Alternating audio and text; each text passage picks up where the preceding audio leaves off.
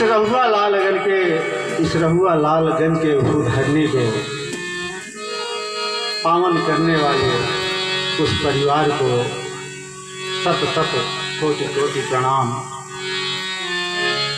जिन्होंने ऐसे मास में जिसमें भगवान भोलेनाथ का अभिषेक प्रतिदिन होता है, उस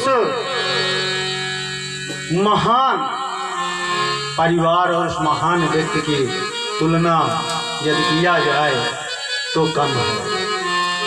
भगवान को सभी याद करता है, भगवान को सभी मानता है, भगवान को सभी जानने की कोशिश करते हैं। भगवान की प्रतिमा सभी के हृदय में होती है, भगवान की झांकी सबके हृदय में विद्यमान है। परमात्मा को मानने के लिए दिल में बैठे परम पिता परमात्मा को पहचानने की बहुत महान कृपा हो उनकी, तो पहचान पाए अपने को। नहीं, हर एक पुरुष, हर एक नारी एक देवी और एक भगवान का रूप है इस भूधरा पे। परम पिता परमात्मा जब उनसे पूछते हैं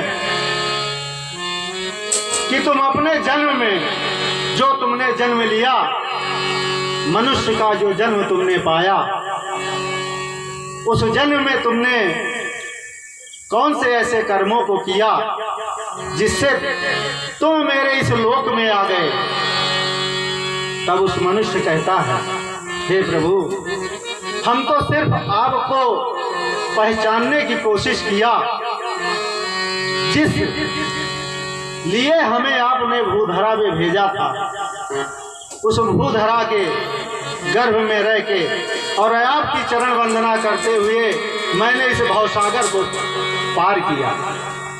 तब परमपिता परमात्मा कहते हैं, तुम्हारे पूर्व जन्म का फल था जो तुमने इस भूधरा में इस भवसागर को पार किया।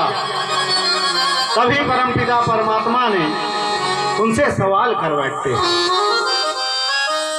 कि क्या तुम्हें पता है कि तुम अगले जन्म में क्या थे। तब वो कहता है, हे प्रभु, मुझे तो ये भी नहीं पता है कि मेरा कौन सा जन्म था। मैं तो सिर्फ इतना जानता हूँ कि आपने मुझे अपने स्वरूप को देकर और मुझे मृतलोक में भेजा, और उस मृतलोक में जाके मैंने सिर्फ आपकी आराधना किया। जैसे रहुआ लालगंज के महाजन जी अपने इस जन्म को सफल बनाने के लिए और समस्त इस ग्राम के रहने वाले समस्त ग्रामवासियों को तरो ताजगी और संपूर्ण रस परम पिता परमात्मा का पिलाने की कोशिश किया। और जिन लोगों ने इसको चाहा वो सभी भक्त इस रस को पान कर रहे हैं। तभी परम पिता परमात्मा जी कहते हैं कि हे भक्त, सुनो, मैं तुम्हें एक कथा सुनाता हूँ। एक बार भगवान कृष्ण ने पांचों पांडवों का रक्षा करने के लिए भार ले लिया और बोले कि तुम धर्म का पालन करो, तुम धर्म का पालन करना, बाकी सब जो भी इस मृतलोक में हो रहा है ये हमारे ऊपर छोड़ दो, सिर्फ धर्म को पहचानो, धर्म होता क्या है। उन्होंने कहा, प्रभु, जिस राह पे ले चलोगे उसी राह पे मैं चलूंगा। न मुझे राज्य चाहिए, न मुझे किसी प्रकार की लालसा है, न राज्य की लालसा है और न मुझे किसी प्रकार के वैभव की लालसा है। तभी परमपिता परमात्मा ने उन्हें इस भवसागर में उतारा और उनको उनकी परम गति, परम सत्य और परम ज्ञान को प्रदान करते हुए परम पूज्य परमात्मा ने उन्हें जीने की राह दिखाई। कहते हैं, कभी किसी को मद हो जाए, मद, धन का मद, बल का मद,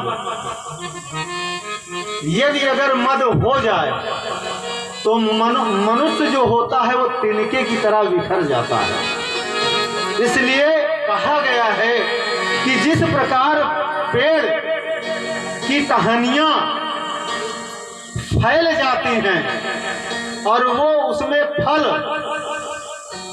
चारों तरफ से गुच्छे होते हैं और वो नीचे की तरफ झुक जाती है, उसी प्रकार से धन पाने के बाद, ज्ञान पाने के बाद, पौरुष बल पाने के बाद सदैव उस वृक्ष की डाल की तरह झुक जाना चाहिए, जिससे संसार में उसको कोई झुका नहीं सकता। इसलिए जब कभी झुकना तो परम पिता परमात्मा के सामने झुकना। परमात्मा के सामने झुकोगे तो संसार में आपको किसी प्रकार की कमी नहीं होगी। जैसे पांच पांडवों ने महाभारत की लड़ाई को पलट दिया। गंगा पुत्र भीष्म, द्रोणाचार्य, वशिष्ठ जैसे महागुरुओं की बहुत बड़ी सभा थी और महायोद्धा थे, और उसमें पांचों पांडवों ने ऐसे ऐसे महारथियों को मार गिराया जिनको सोचना और एक छोटे से साधारण मनुष्य के बस की बात नहीं थी। गंगा पुत्र भीष्म को भगवान के इशारे पे अर्जुन ने इतने तीर मारे कि उनके पूरे शरीर के छेदन हो गए और वो सैया पे लेट गए, सैया पे, तीर के सैया पे लेट गए। और जब तीर के सैया पे लेटे तो उन्होंने 18 दिन तक महाभारत को अपने आंखों से देखा और पूछा। जब 18 दिन बीत गए तो भगवान ने कहा अर्जुन से कि पार्थ, चलो मैं आपको गंगा पुत्र भीष्म से मिलाता हूं। गंगा पुत्र भीष्म में मिलाने के लिए भगवान कृष्ण ने पांचों पांडवों को लेकर पहुंचे, और जब पांचों पांडवों को लेकर पहुंचे तो गंगा पुत्र भीष्म ने उन्हें हाथ जोड़ के, चूंकि गंगा के पुत्र थे, तो गंगा पुत्र ने उनको हाथ जोड़कर भीष्म पितामह ने कहा कि प्रभु, मैं 18 दिन की लड़ाई और ये 18 दिन की जो जीवन की मेरी घड़ियां थी, मैं बहुत ही कष्टमय बिताया। तो भगवान ने कहा, भगवान, ये जो आपने कष्ट बिताया है ये हमारा कष्ट दिया हुआ नहीं, ये स्वयं आपका कष्ट है जो आपने स्वयं अपने हाथों से पाया।